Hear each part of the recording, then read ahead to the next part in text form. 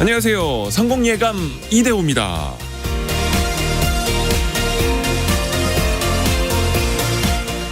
실패한다는 건 누구에게나 두려운 일입니다. 실패 없이 성공할 수 있는 길을 발견한다면 누구나 그곳으로 달려가겠죠. 하지만 그런 마법 같은 지름길은 없습니다. 오히려 실패가 없는 길이라면 둘 중 하나일 겁니다. 누군가 당신을 속이고 있거나 당신도 모르게 편안함 속에 안주하고 있다는 뜻일지도 모릅니다. 미국의 헤지펀드 매니저 레이 달리오는 이런 말을 했죠. 살면서 당신이 실패를 경험해보지 않았다면 당신은 스스로를 한계 속에 밀어넣어 본 적이 없는 뜻이라고요. 또 스스로를 한계 속에 밀어넣지 않는다면 스스로가 가진 잠재력 또한 폭발시킬 수 없다고 했죠. 만약 당신이 실패를 했다면 자신의 한계를 마주한 것일지도 모릅니다. 하지만 실망하지 마십시오. 그렇게 마주한 한계 속에서 다시 스스로의 잠재력을 폭발시켜서 그 한계를 더 높여버릴 수 있다는 점도 잊지 마시길 바랍니다. 성공예감 이대호입니다. 출발합니다.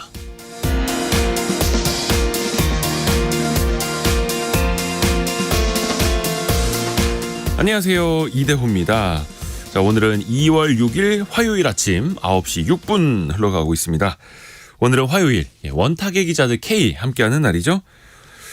경영권 불법 승계 의혹으로 3년 넘게 재판을 받아오던 이재용 삼성 회장이 1심에서 무죄 판결을 받았습니다. 이번 판결의 의미는 뭔지, 앞으로 삼성에게 남겨진 과제는 무엇인지 같이 좀 의논해 보실까요? 그리고 우리나라 국민이 가장 많이들 사용하는 앱 1위가 카카오톡이었는데 유튜브가 그걸 밀어냈다라고 합니다. 유튜브는 단순히 영상을 넘어서 음악 또 쇼핑 영역을 점점 더 확장해 나가고 있는데요. 우린 이걸 어떻게 지켜봐야 할까요? 같이 토론해 보시죠. 자, 그리고 토론뿐만 아니라 또 여러분과 소통하는 상식도 키워드리는 경제상식 퀴즈 내드리는 시간입니다.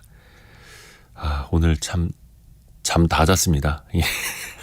아시안컵 축구 경기가 오늘 밤 12시 그러니까 내일 새벽 0시 이 사이에 열리죠.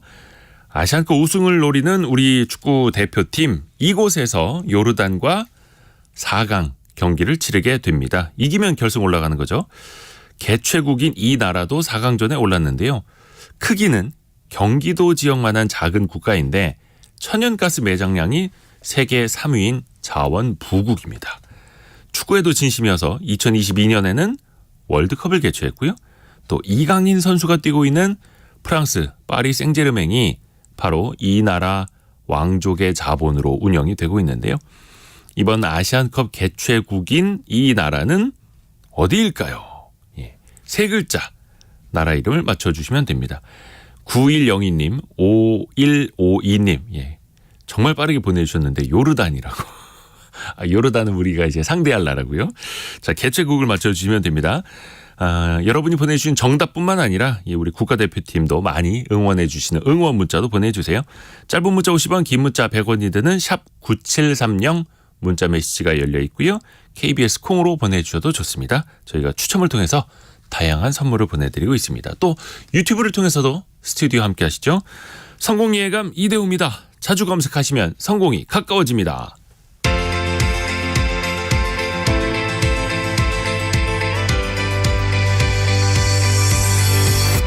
KBS 1라디오 성공예감 이대호입니다. 자, 화요일은 참 좋은 경제연구소 이인철 소장과 오늘의 경제뉴스 정리합니다. 안녕하세요. 네, 안녕하세요. 밤사이 미국 증시 상황부터 한번 체크해 주실까요? 네, 뉴욕 증시가 이 파월 의장의 매파성 발언에 이제 동반 하락했습니다. 다우지수가 0.71% 떨어졌고요. 나스닥도 0.2% 하락했습니다.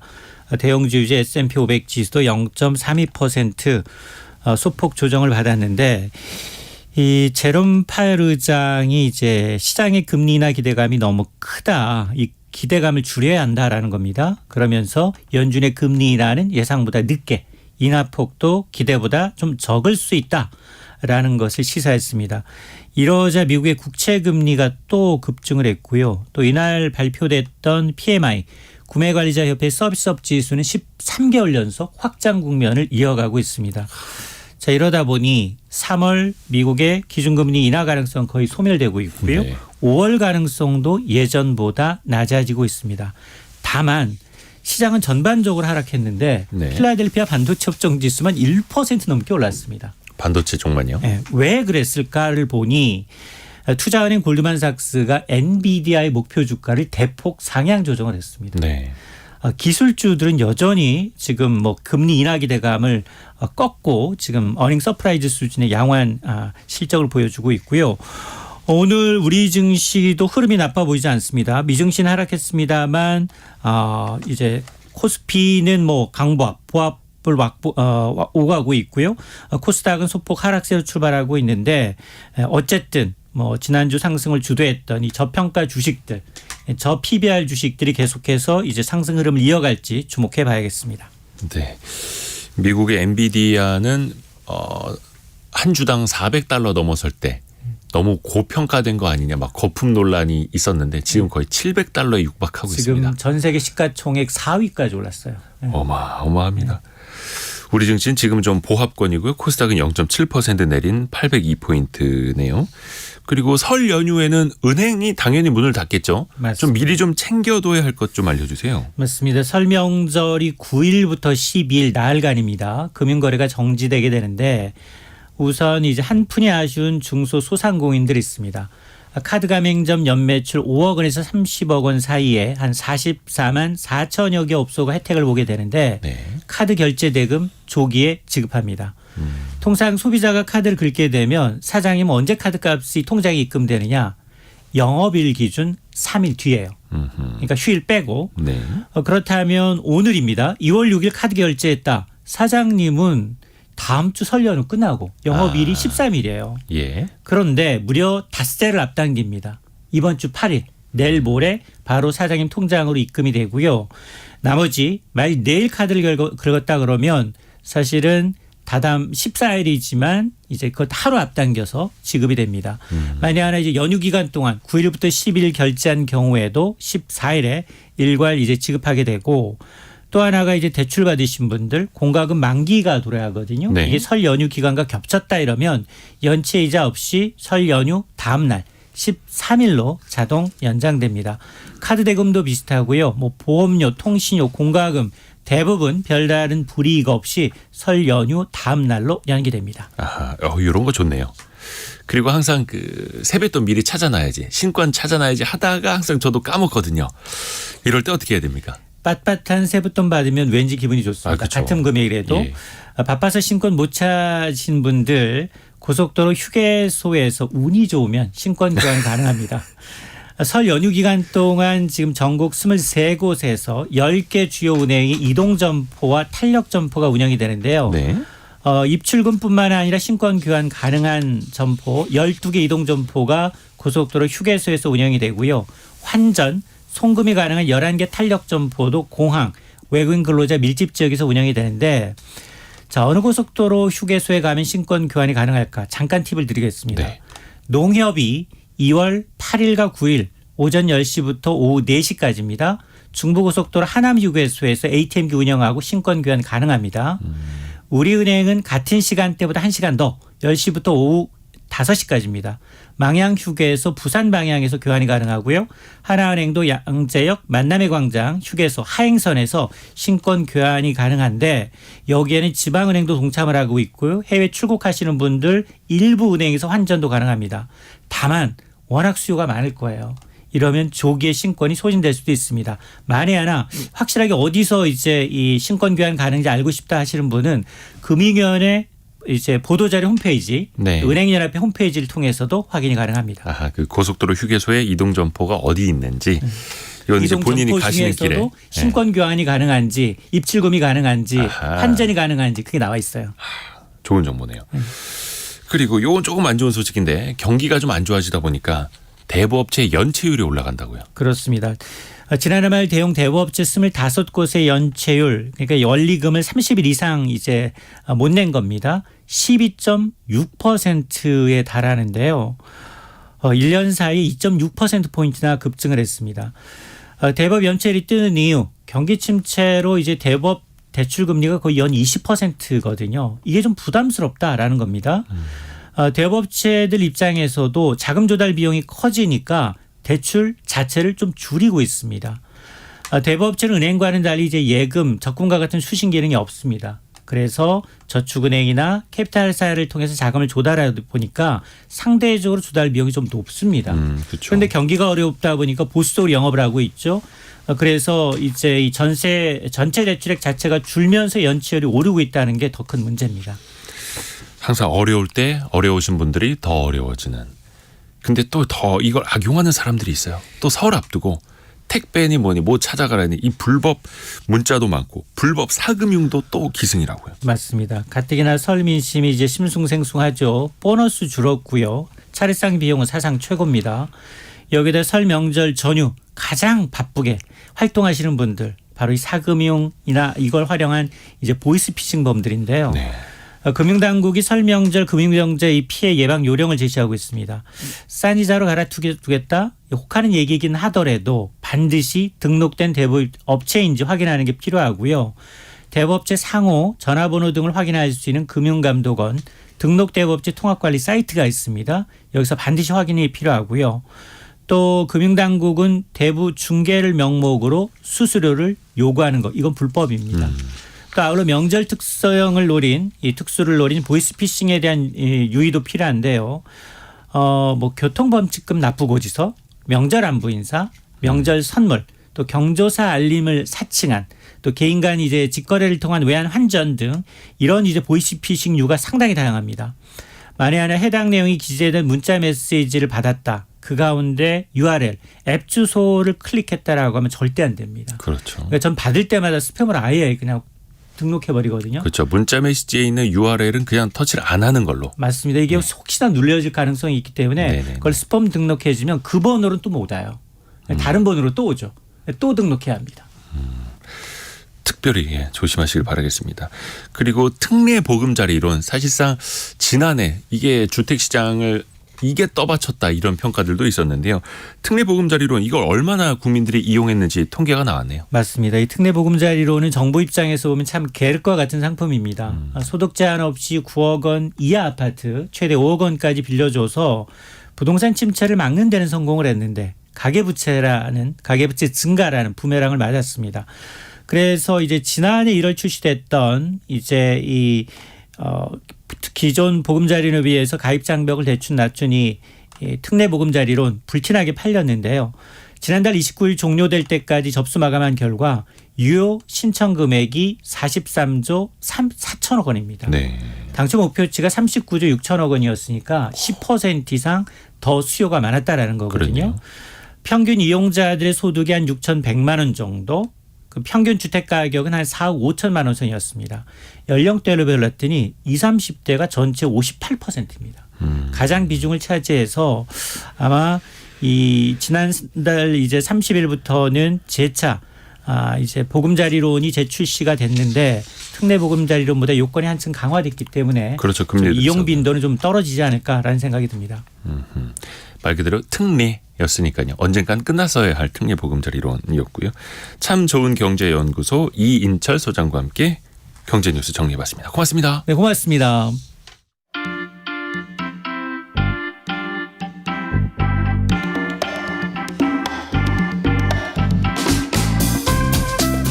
지금 여러분께서는 KBS 일라디오 성공예감 이대호입니다를 듣고 계십니다. 참여해주신 여러분께는 통해 아름다운 식탁 창조 주비푸드에서 자연에서 갈아 만든 생와사비를, 쉽고 빠른 판촉물 제작 시너지 기프트에서 대용량 에어프라이어를, 그리고 성공예감에서 준비한 커피 쿠폰을 보내드립니다. 당첨자는 성공예감 이대호입니다 홈페이지에서 확인하세요.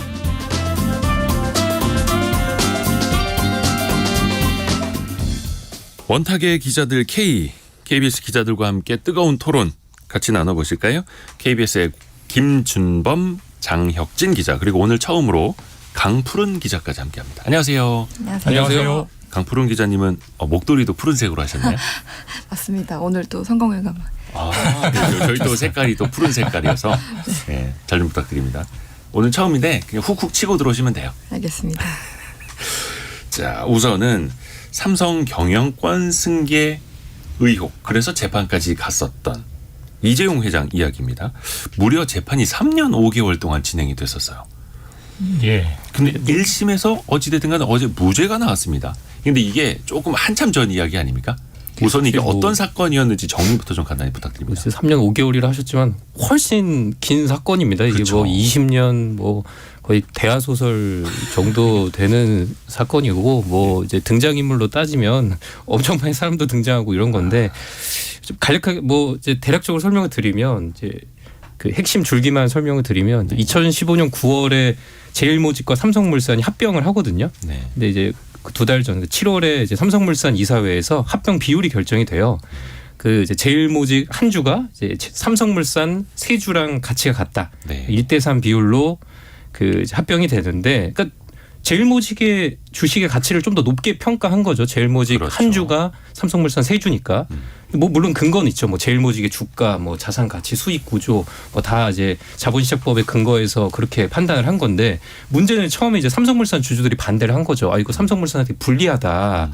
그 뭐 그 반대의 중심에 그 미국계 사모펀드 이제 엘리엇이 있었고, 그래서 뭐 결과적으로 뭐 여러 일들이 있다가 뭐 삼성물산 이사회에서 이게 69대 31로 합병안이 통과가 됩니다. 그러니까 3분의 2 찬성을 얻어야 되는데 뭐 진짜 박빙이었던 거예요. 2%만 덜 얻었으면 이제 그 합병 비율이 이제 성사가 안 되는 거였는데 결과적으로 이제 두 회사가 합병이 됐고 주총을 통해서. 예, 주총을 통해서 네. 당시 이제 제일모직 최대 주주가 이제 이재용 회장이었단 말이에요. 근데 이재용 회장이 왜 그 제일모직 최대 주주였는지 또 파고 들어가면 뭐 에버랜드 전환사채부터 해서 뭐 굉장히 또 길게 그건 일단 생략하고 1994년으로 올라가요. 네. 근데 일단 그 제일모직 주식을 많이 갖고 있었던 이제 이재용 회장은 이제 새로 탄생한 그렇게 삼성물산의 최대 주주가 됩니다. 그렇죠. 이제 합병된 이제 삼성물산은 또 그룹 핵심이라고 하는 이제 삼성전자 지분을 4% 넘게 갖고 있고 또 전자의 지분을 7% 갖고 있는 삼성생명을 또 소유하고 있어서 사실상 그룹의 지주회사가 되거든요. 이 합병된 삼성물산이. 근데 이런 삼성물산의 최대 주주가 이재용 회장이 되니까 사실상 이제 승계 작업이 마무리가 된 거죠. 근데 이제 아까 맨 처음에 말씀드렸던 이 합병 비율, 그 제일모직 한 주가 삼성물산 세 주의 가치와 같다라고 한 게 왜곡됐다, 부당하다라는 게 검찰 주장의 핵심입니다. 그러니까 뭐 그때 이 합병 비율을 결정할 때 뭐 거짓 정보를 유포했다, 일부러 제일모직의 주가를 띄었다, 뭐 분식 회계를 했다, 이런 것들이 이제 집대성된 건데 일단 간략하게 설명하면은 이런 거고요. 하지만 이제 법원이 어제 이제 판단한 거는 이렇게 정했던 합병 비율은 문제가 없다. 뭐 그게 뭐 이제 부당하다고 볼 증거가 부족하다. 주주에게 손해를 끼쳤다고 보기 어렵다라고 판단을 해서 이재용 회장에게 무죄를 선고했다라고 보면 되겠습니다. 그 제가 조금만 더 네. 부연해 설명드리면 그 장혁진 기자가 대하 소설을 단편 소설을 잘 요약해 주셨는데 어쨌든 제일 중요한 거는 삼성물산입니다. 삼성의 지배구조에서 제일 중요한 건 정점에 있는 회사죠. 정점에 있기 때문에 삼성물산을 놓치면 삼성전자도 놓치는 거예요. 그렇죠. 물론 삼성전자를 직접 지배하면 되지만 너무 비싸기 때문에 그렇죠. 돈이 너무 많이 들어가니까. 근데 2014년, 15년 당시에는 이재용 회장, 그다음에 이재용 회장 일가가 삼성물산 주식이 거의 없었어요.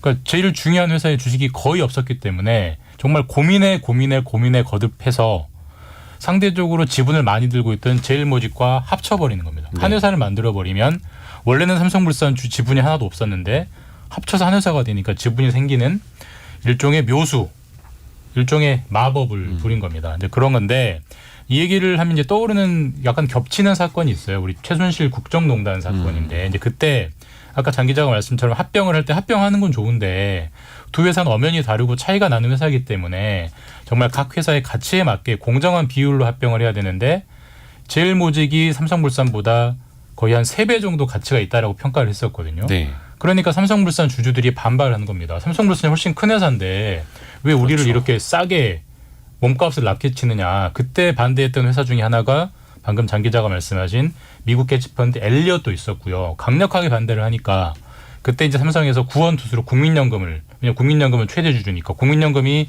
찬성에 손을 들면 찬성이 되는 거고 반대에 손을 들면 반대가 되는 일종의 캐스팅 보트였는데 그걸 위해서 우리 이미 대법원 확정 판결 나온 것처럼 박근혜 대통령의 측근인 최순실 씨와 최서원 씨, 그의 딸인 정유라 씨에게 소위 말 뇌물을 사주죠. 그래서 그건 유죄가 확정이 됐어요. 그러니까 지금 어제 무죄와 대법원 유죄를 정리하면 삼성이 합병을 위해서 박근혜 대통령 측근인 최서원 씨에게 뇌물을 준 건 유죄인데 네. 그 합병 자체는 문제가 없다라는 결론이어서 약간 좀 아기가 안 맞는 느낌도 좀 있고요. 근데 그것도 좀 추후에 얘기하겠지만 현재로서는 그런 상황입니다. 그래서 논쟁이 좀 있죠. 그래서 많은 분들이 좀 헷갈리기도 하고 그러면 이재용 회장이 2년 6개월 그러니까 형 살고 나왔던 건 뭐지 이게 헷갈려 하시는 분들 많은데 그거는 국정농단 사건이고 근데 어찌됐건 간에 삼성물산과 제일모직 사이의 합병은 문제 없었고 또 그 합병이 이재용 회장의 승계를 위한 합병이 아니었다라고 이제 결정적으로 네. 1심이 판결을 한 거죠. 이재용 회장뿐만 아니라 같이 재판에 넘겨졌던 사람들이 굉장히 많았잖아요. 또 총 14명이죠. 14명. 14명 모두 무죄. 다 같이 네. 무죄가 된 거고요. 이번에 보니까 검찰이 지금 내걸었던 혐의들이 뭐 19개가 된다고 하고 수사 기록만 하더라도 이게 19만 페이지 이렇더라고요. 어마어마한데 인정할 증거가 없다라는 판결이었던 거죠. 그러면 이것도 역시 증거 부족. 네.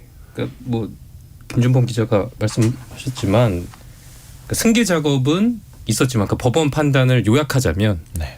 승계 작업은 있었지만 그 승계 자체가 법에 어긋난다고 볼 수 없고 그 과정에서 불법 행위도 없었다라는 거거든요. 근데 그 뇌물을 준 것 자체는 근데 유죄가 됐잖아요. 네. 그 이재용 회장이. 근데 이 뇌물을 준 것 자체가 이제 불법 행위인데 뭐 어제 또 법원 판단은 또 그 승계 과정에서 불법 행위는 없었다라는 거니까 그러니까 일반인들이 조금 보기에는 선뜻 좀 납득하기가 어려운 부분은 있어요. 그러니까 근데 이 이제 법원은 이제 판단하면서 앞에서 이제 대법원이 이제 이재용 회장에게 뇌물 공여 혐의 유죄 확정을 하면서 판단을 했던 거는 대법원이 그 승계 작업이 있었냐 없었냐만을 판단했을 뿐 불법성을 따져보진 않았다. 이렇게 어제 법원은 그렇게 그 결론을 내렸거든요. 이게 진짜 묘한 상황인 건데요. 예. 그러니까 이제 이 기소한 검찰의 시각은 그 제일모직과 삼성물산의 합병 자체가 이재용이라는 개인, 이재용 회장이라는 개인을 위해서 네. 그룹 차원에서 총동원해서 승계 작전을 짠 거다. 그 승계 작전을 짜는 데 있어서 위법이 있었다라는 게 검찰의 시각인데 그게 뭐 프로젝트 G라고 예, 뭐 하는 프로젝트 문건이 G라는 문건도 있었다고요. 있고요.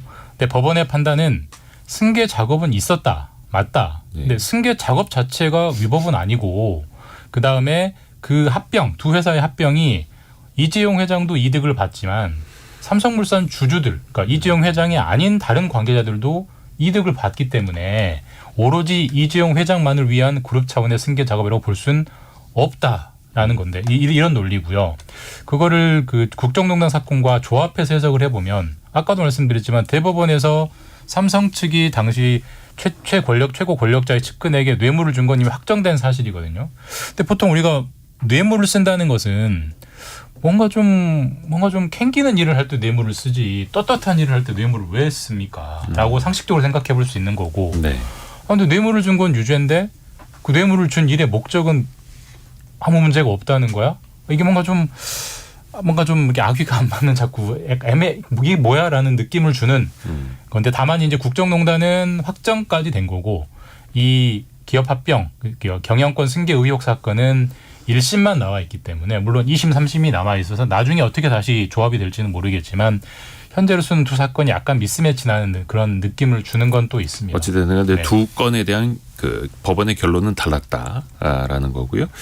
이게 그동안에 이제 많은 분들이 뉴스를 통해서 보셨겠습니다만 삼성 바이오로직스도 회계 부정 사건이 있었고 증시에서 상장 폐지될 그 직전까지도 갔다가 살아났고 여러 논란들이 있었기 때문에 그게 하나에 합쳐진 게 삼성의 경영권 승계 의혹 아니었습니까? 어찌됐든 간에 이제 1심은 이렇게 마무리가 됐고 뭐 검찰도 사실은 이거를 항소를 안 할 수가 없는 사건입니다. 워낙에 큰 사건이다 보니까. 안 그래서 하면 뉴스죠. 예.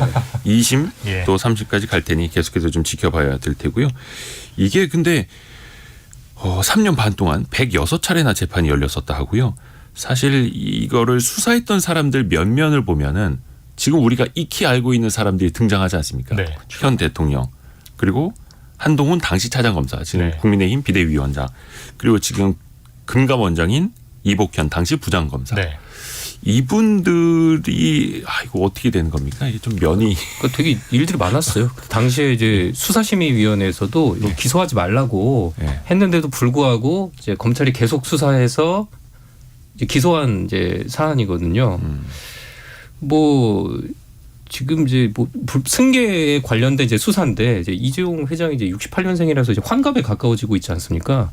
그 이번 선고가 1심이고 기소에서 선고까지 이제 3년 5개월이 걸렸는데 아마 뭐 2심, 3심 뭐 계속되고 대법원 확정되면 이제 환갑이 뭐 넘을 수도 있겠죠.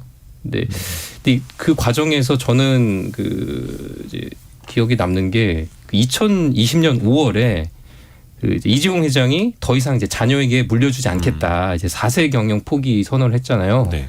근데 뭐 물론 이제 삼석준법 감시위가 이제 권고를 했던 거고 또 검찰 기소 넉 달 전에 나온 선언이라서 뭐 이제 진정성에 뭐 의심하는 사람들도 있긴 했지만 하지만 뭐 어쨌든 우리나라는 뭐 세습 경영이 좀 일반적이니까 재벌 이제 회사에서 좀 파격적인 선언이었고 나름 뭐 높게 평가할 부분도 있다고는 생각을 하거든요.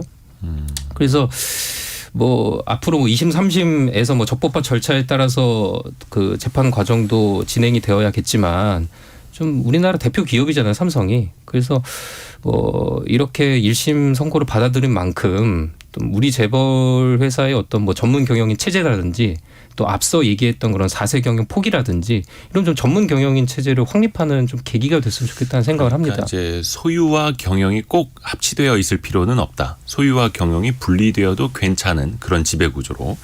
이게 왜냐하면 삼성물산과 제일모직 뭐 당시 2015년에도 합병 비율에 대해서 굉장히 논란이 많았습니다만 이게 증권시장에서 사실은 늘상 있는 일이거든요.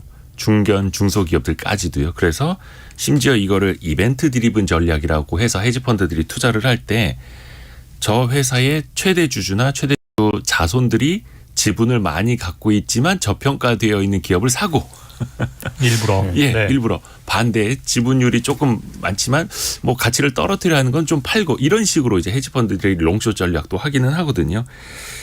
이게 참 양면성이 있습니다. 좀 씁쓸한 현상 단면이기도 하고요. 자, 이제 삼성의 미래를 좀 한번 볼까요? 어찌됐든 간 현재까지 이제 1심은 무죄 나온 거고 삼성전자가 사실은 2023년에도 엄청난 적자를 기록을 했고 지금 반도체도 전체 매출에서 인텔에게 밀렸고 스마트폰도 사실은 애플에게 계속 밀리고 있고 어떻게 봐야 될까? 그 사이에 이제 사법 리스크 때문에 경영 공백도 좀 컸었고 삼성이 제대로 도약을 준비 못했다라는 지적들도 있거든요. 강푸른 기자.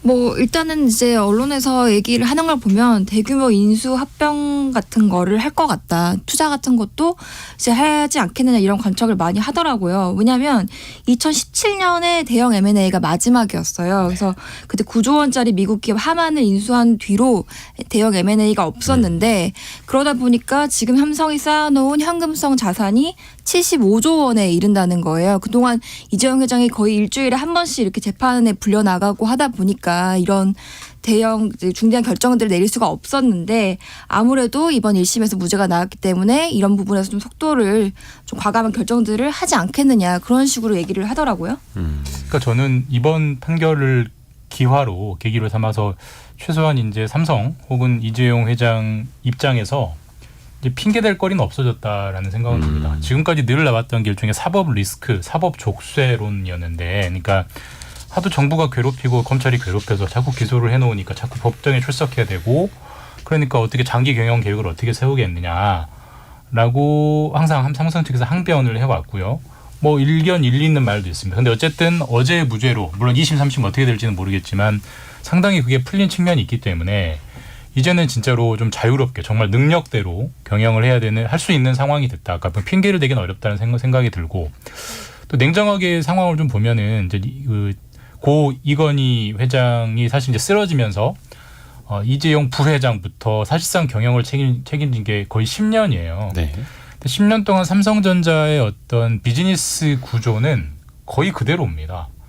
삼성전자의 메모리 반도체로 돈 벌고 스마트폰 팔고 돈 벌고 그다음에 바이오로직스라는 그 신약 저기 복제약 만드는 회사가 돈 벌고 이거에서 크게 달라지는 게 사실 없어요. 그게 방금 이제 강푸른 기자가 말한 것처럼 M&A 이런 전망들이 나오는 건데 어쨌든 우리가 삼성이 지금 된 게 반도체잖아요. 네. 그게 1990년대 초반 정말 아주 큰 모험을 했던 거죠. 근데 지금 최근 10년 동안 뭐 TSMC니 뭐 그다음에 뭐 오픈 AI니 우리가 듣도 보도 못한 회사들이 나와서 어떤 시장 판도를 바꾸고 있는데 삼성은 뭔가 좀 그대로 있는 측면이 있거든요. 이제 족쇄가 풀렸기 때문에 뭔가 그런 거에 대한 전략과 비전을 보여줄 수 있느냐 없느냐가 진짜로 어떤 경영 능력에 대한 판단을 받을 수 있는 시기가 됐기 때문에 어떻게 보면은 기회고요. 어떻게 보면 더 냉정한 평가에 이제 판이 되는 거죠. 그렇죠. 지금 많은 분들이 이제 아쉬워하는 게 HBM이라고 하는 우리나라에서 이제 메모리 반도체 잘하는데 그 AI 서버나 그래픽 카드에 들어가는 고대역폭 메모리에서 하이닉스에게 엄청나게 또 지금 뒤처지고 있지 않습니까? 삼성전자가. 이런 측면도 사실은 그 경영 공백으로 좀 거슬러 올라가는 것 아니냐 이런 비판들도 나오고.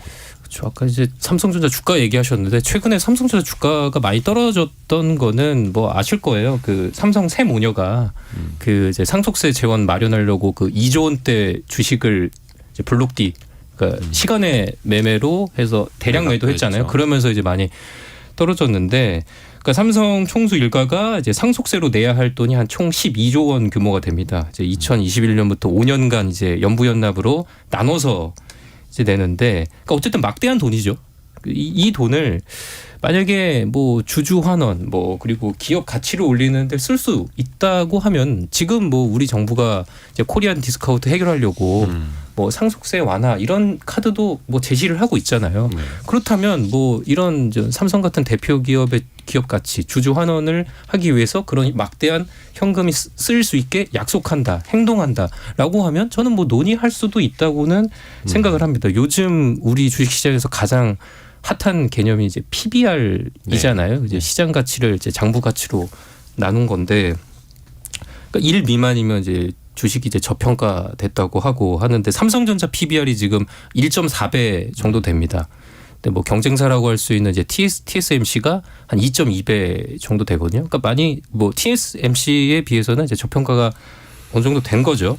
근데 그 어젠가요? 이제 그제 이제 한국 기업 거버넌스 포럼에서 이제 조사한 결과인데 이제 삼성이 보유한 현금 아까 이제 강푸른 기자도 삼성이 지금 보유한 현금이 한 75조 원 정도 된다고 하셨는데 삼성이 보유한 현금의 한 20조 원 정도를 자사주를 매입해서 소각을 하고 또 이제 순이익의 한 30-40% 정도를 주주에게 배당을 하면 충분히 이제 삼성전자 PBR도 올라갈 수 있다. 그래서 TSMC 수준으로 PBR이 개선이 되면 충분히 그 13만 전자까지 갈 수 있다.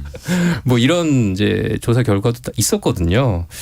그래서 이렇게 좀 그 삼성이 어쨌든 이제 이재용 회장도 어떤 부담을 덜었으니 이제 갖고 있는 이제 그 현금들을 그 이제 투자에 많이 좀 그 쓰고 그래서 좀 기업 가치를 올리고 좀 주주들에게 좀 환원을 하고 이런 모습을 좀 보였으면 하는 바람입니다. 그 삼성전자는 최근에도 주주 환원을 조금씩 늘려오긴 했었죠. 배당도 많이 늘려왔었고 분기 배당도 했고 지금 따져도 한 작년만큼만 배당을 하더라도 시가 배당률이 한 2% 가까이 나올 겁니다. 물론 그게 충분한 수준은 아닙니다만 또 주주 환원에 대한 기대감으로 최근에 삼성물산 주가도 많이 또 오르기도 했었고요.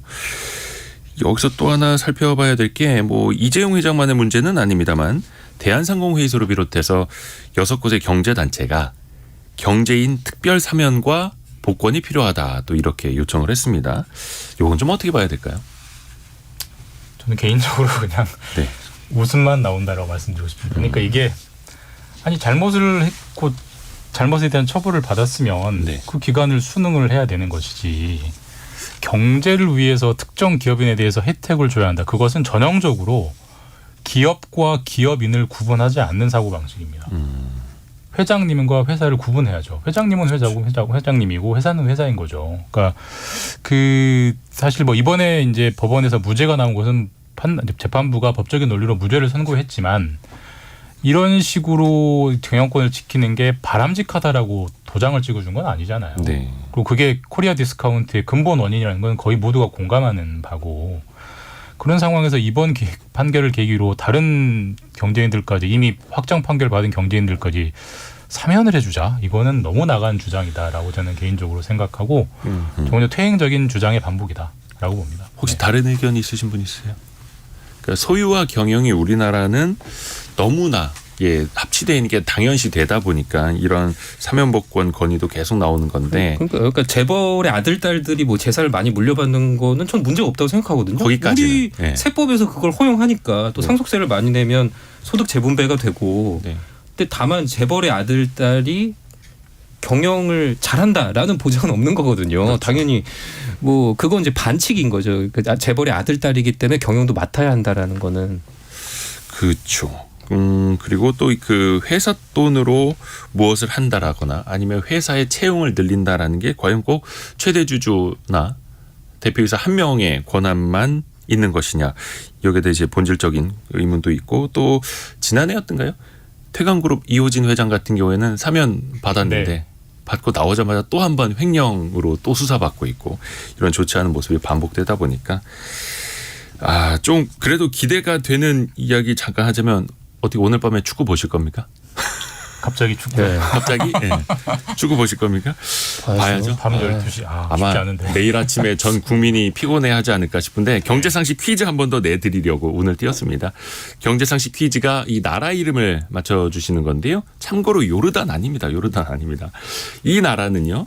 중동 최초로 2022년에 월드컵을 열었고요. 지금은 아시안컵을 개최하고 있죠. 또 내친 김에 2036년 올림픽 유치까지도 추진을 한다고 합니다. 과거에는 석유 산업으로 먹고 살았던 나라인데 이제는 다양한 문화, 체육 이쪽으로도 이제 경제 체질을 바꿔보겠다 이렇게 또 노력을 하고 있는 나라죠. 이번 아시안컵의 개최국 수도는 도하라고 하는 곳이죠. 이 나라는 어디일까요? 나라 이름을 세 글자로 맞춰주시면 됩니다. 8052님이 당첨될 때까지 기우제 올립니다. 라고 해서 계속 보내주셔가지고 고맙습니다. 8052님. 그리고 3574님의 오답이 힌트가 될 것 같은데요. 카더라. 라고. 자, 짧은 문자 50원, 긴 문자 100원이 드는 샵 9730이나 KBS 콩으로 보내주세요.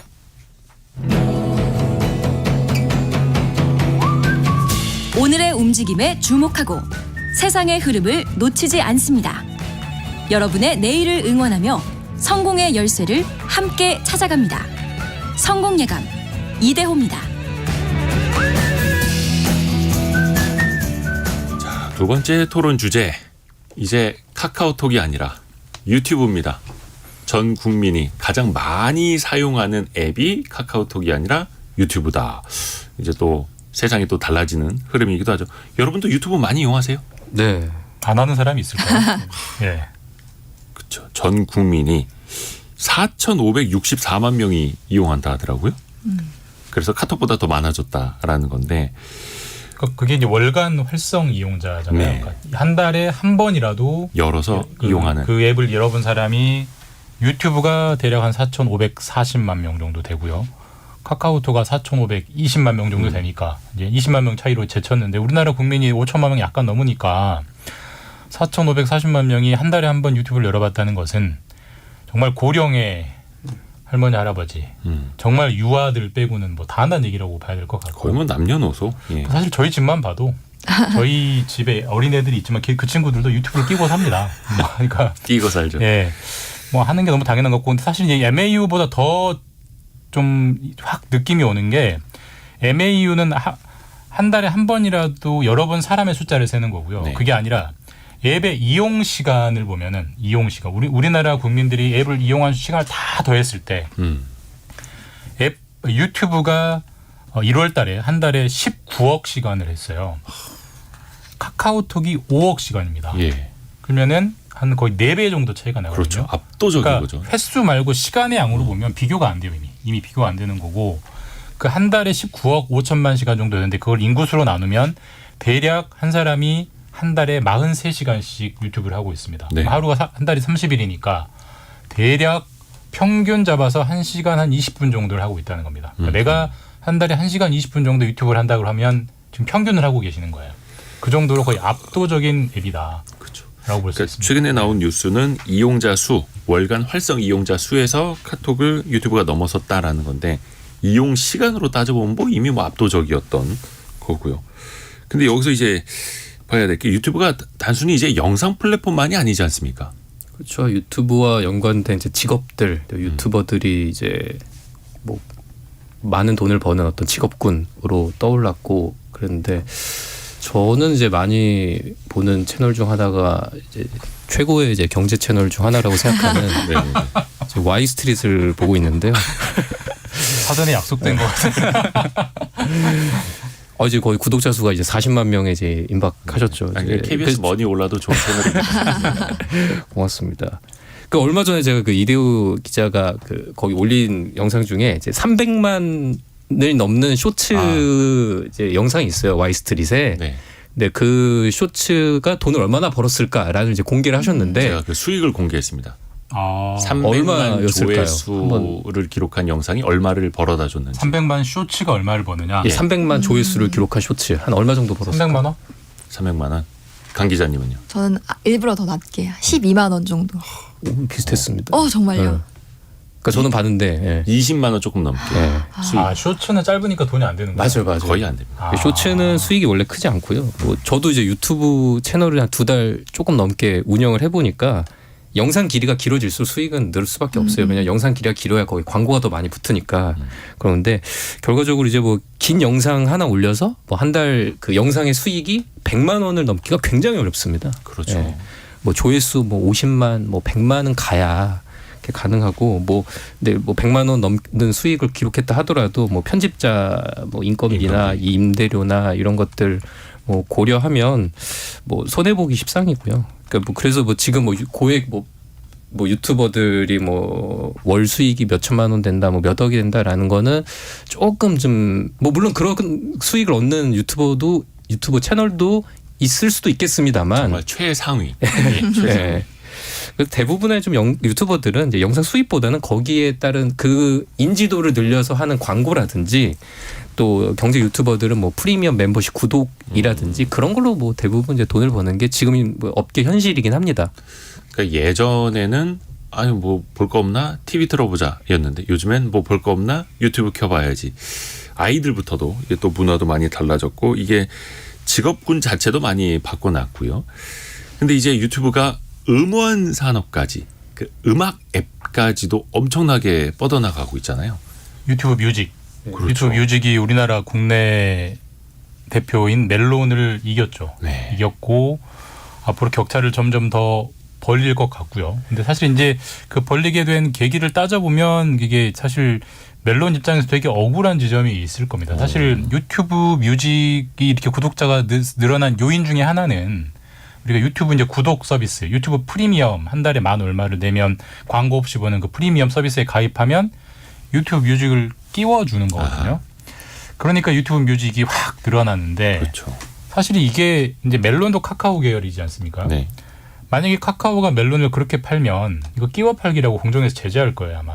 이거 갑질 플랫폼의 갑질이라고. 네. 근데 유튜브는 지금 놔두고 있거든요. 뭐 어떻게 보면 건드리지 못하고 있는데. 또 대부분 스마트폰 이제 삼성 갤럭시를 비롯해서 안드로이드 기반의 OS를 쓰고 있는데 그게 또 이제 구글 거다 보니까 예. 또 같은 계열이죠. 그러니까 그 힘으로 지금 뭐 사실 뭐 도장 깨기 하듯이 다 깨고 있죠. 지금. 이제 이 다음에 또 뭘 깰지 모르겠지만. 근데 저는 조금 생각이 다른 네. 게 요즘 유튜브가 크리에이터들한테 아마 뭐 그 이대호 기자에게도 제안이 왔을지 모르겠는데 네. 크리에이터들한테 은근슬쩍 그 유도하는 게 팟캐스트 서비스를 같이 해라라는 거거든요. 그러니까 팟캐스트 서비스는 유튜브 영상을 올리면 그거를 유튜브 뮤직 앱으로 또 들을 수 있는 거예요. 동일한 내용을. 네. 그러니까 요새 워낙 유튜브를 라디오처럼 듣는 사람들이 많잖아요. 그렇죠. 그러니까 유튜브 앱으로도 요 광고 수익을 유튜브 입장에서는 구글 입장에서는 유튜브 앱으로도 광고 수익을 얻을 수 있고 유튜브 뮤직 앱으로도 광고 수익을 얻을 수 있는 거예요. 그러니까 이제 유튜브 입장에서는 광고 수익을 얻을 수 있는 채널이 하나가 더 생기는 건데 그러니까 이런 식으로 이제 돈 벌 수 있는 경로를 계속 확장을 하는 거거든요. 구글이. 근데 저는 조금 다르게 생각하는 거는 그만큼 유튜브도 점점 한계에 이르고 있다라는 좀 생각이 들어요. 마치 이제 대기업이 골목 상권 침해하듯이 아하. 이것저것 다 손을 대는 거예요. 지금 뭐 그렇죠. 유튜브가 뭐 홈쇼핑, 커머스에도 좀 손을 내려고 하잖아요. 네. 그러니까 기존의 그 유튜브가 뭐 막 뻗어 나갈 수 있는 거는 크리에이터들에게 새로운 콘텐츠를 만들 수 있게끔 어떤 유인들을 주면서 공정한 경쟁 이제 판을 깔아주는 게 있었는데 이건 이제 기존 콘텐츠를 재탕하면서 뭐 이제 침해하는 거거든요. 사실 이게 저도 많이 느끼고 있는 게 광고 경기가 많이 안 좋아졌잖아요. 그래서 이제 많은 미디어들이 다들 힘들어하고 있는데 구글도 실적이 많이 악화가 됐고 맞습니다. 유튜브 역시도 실적이 떨어졌고 실제 내부적으로는 되게 고민이 많다고 그래요. 미국의 빅테크 기업들 중에서 사실상 구글 알파벳이 주가가 가장 부진하기도 해요. 근데 이게 또 돌고 돌아서 크리에이터들에게 돌아오고 있는 거고 그러다 보니까 또 유튜브 측은 여러 서비스로 또 확장을 하려고 하는 거고.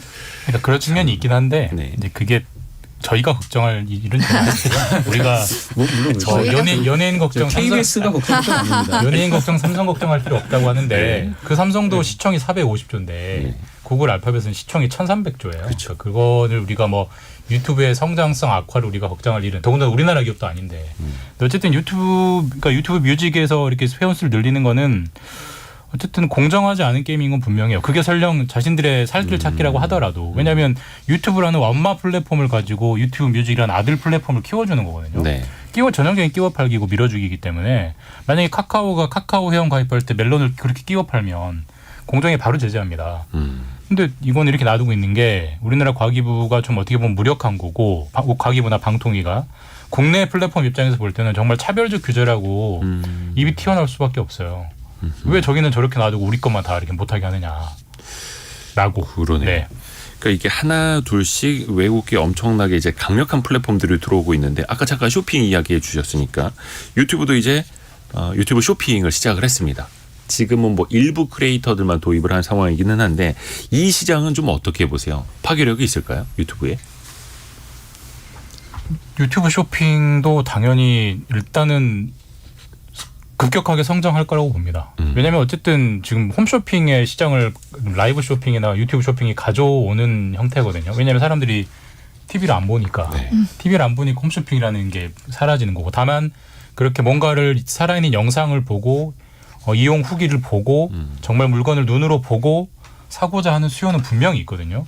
그 수요가 이제 유튜브라는 플랫폼으로 옮겨오는 거기 때문에 유튜브 쇼핑은 빠르게 성장할 것 같긴 한데 다만 이제 그게 기존의 우리 뭐 쿠팡이나 네이버 같은 온라인 쇼핑과 어디까지 충돌하고 어디까지 그걸 잠식할 거냐는 아직 뭐 누가 센지를 대보지 않아서는 모르겠지만 지금 유튜브 쇼핑은 매출이 아주 미미하지만 상당히 손에 잡히는 정도로까지 급격하게 올라오는 데는 시간은 얼마 안 걸릴 거다. 너무 당연한 결론인 것 같아요. 먼저 또 플랫폼이 네. 강력하다 보니까. 제 생각엔 결제 시스템을 저도 안 해봐서 모르겠습니다만 유튜브 쇼핑이 그러니까 그렇게 중요한 게 결제가 간편해야 하잖아요. 우리가 네. 뭐 쿠팡이나 뭐 이런 것들이 급격히 성장할 수 있었던 게 결제 자체가 굉장히 간단하게 할 수 있으니까. 네. 근데 어떻게 제가 그 결제 시스템을 거기다가 구축했는지 모르겠는데 그런 것들이 좀 어떤 성패를 좌우하지 않을까 또 얼마 싶습니다. 전에 구글 유튜브가 국내 그 홈페이지와 유통을 이제 홈페이지 제작과 유통 그 관리하는 기업에 지분 투자를 하고 그 기업과 같이 이제 쇼핑 시장에 진출을 한 건데요. 뭐 저희한테 솔직히 이제 제한이 오기 하니까 저도 유튜브 하는 입장에서 보면 지금은 수수료를 받질 않습니다. 구글 유튜브 측이 이제 쇼핑 판매 수수료를. 일단 다 근데 이게 잡아두고 이제. 다 보이는 네. 거죠. 이제 네, 앞으로 네. 어떻게 할 전략인지. 지금은 수수료가 무료지만 시장이 커지면 또 이제 받겠구나 해서 이 확장 전략도 이제 쇼핑까지 뻗어나가고 있는 거고. 근데 이제 국내 시장에서 보면은 그 알리, 테무 이렇게 그 중국계 쇼핑 앱들이 있지 않습니까? 또 어마어마하게 밀고 들어옵니다. 우리나라에다 뭐 물류센터도 막 짓고 그러면서 사실 이들도 플랫폼 아닙니까? 예. 그래서 국내 이제 쇼핑과 이쪽도 이제 위기라는 말이 등장을 하고 있는데 여기에서 지금 토종 기업들이 또 방어를 잘 해야 될 텐데요. 사실 가격 전략으로는 네. 알리, 테무, 그다음에 알리가 운영하는 B2B, 그러니까 도매 플랫폼이 1688.com이라는 건데 거기는 정말 더 싸거든요, 알리보다. 그것도 2월부터 서비스를 개시한다고 하니까 가격 측면에서는 도저히 상대가 안 되고요. 가장 위협을 많이 받을 분들은 셀러입니다, 셀러. 사실 이제 기존의 중간 인터넷 판매자들. 그 쇼핑의 셀러분들이 중국에서 그걸 떼다가 마진 붙여서 팔았는데 그게 직접 들어와 버리는 거잖아요. 알리나 테무처럼. 그분들이 일단 1차적으로 타격을 받을 거고 그다음에 저가 공산품 계열, 먹는 거 말고 저가 공산품 계열 같은 경우는 쿠팡이나 네이버 같은 경우가 일정 정도 당연히 뺏길 수밖에 없는 것 같아요. 너무너무 싸기 때문에. 더군다나 이게 배송 기간도 혁신적으로 줄여서 한 3, 4일이면 오거든요. 그리고 알리 같은 경우는 이렇게 말하면 거의 광고가 돼버리는데 뭐 무료 반품도 한다고 하니까 한국 시장에 본격적으로 지금 진출하려고 하는 것 같아요. 그래서 지금 우리 어떻게 보면은 소비자 입장에서는 좋은 거죠. 왜냐하면은 쿠팡이라는 좀 어떻게 보면 압도적인 온라인 쇼핑 플랫폼이 긴장할 수 있는 계기가 되니까 그만큼 뭔가 더 소비자들이 떨어지는 게 있을 거니까 좋겠지만 이게 또 거기가 너무 커지면 유튜브의 독점처럼 그렇죠. 그런 문제도 생기기 때문에 이것도 그럴 정부가 적절하게 제어를 해야죠. 심판으로 들어가서. 또 하나 제어가 필요한 게 아까 뭐 유튜브 얘기할 때 좀 더 지적을 했어야 됐습니다만 가짜 광고라든지 사기, 도용, 가짜 뉴스가 유튜브에서 판을 치고 있는데 야 이거는 정말 몇 년째 어떻게 하지를 못하고 있더라고요. 당국에서도. 예, 참 답답한 지적입니다. 답이 없는 것 같습니다. 아마 유튜브는 그게 예. 방심이나 이런 좀 제재 규정이 지금 제대로 갖춰져 있지가 않을 겁니다. 법적으로 유튜브는 방송이 아니기 때문에 네. 방심위의 제재 대상 자체가 네. 안 돼요. 그래서 뭐라고 떠들어도 문제가 안 돼요. 네. 맞습니다. 이것도 좀 개선해야 할 점이고요. 또 되게 이제 좋고 훌륭하고 강력한 플랫폼이 있습니다. 이정옥님이 KBS 콩 앱이 1위 될 때까지 응원합니다. 저희 라디오 또 뭐 감사합니다. 보이는 라디오도 예, KBS 콩으로 들어주실 수 있습니다. 거기다가 이제 뭐 글 올려주시는 것도 이거는 돈이 들지 않으니까 얼마나 좋은 플랫폼입니까? 자 오늘 KBS 기자들 원탁의 기자들 K 함께했고요. 강푸른 기자, 장혁진 기자, 김준범 기자 함께했습니다. 고맙습니다. 감사합니다. 감사합니다. 저희가 2부에서는요 전국 8도를 다니는 여행 작가와 함께 이 설 연휴 때 가볼 만한 국내 좋은 여행지 많이 좀 이야기를 해보겠습니다. 잠시 뉴스 듣고요. 10시 5분에 금방 다시 돌아옵니다.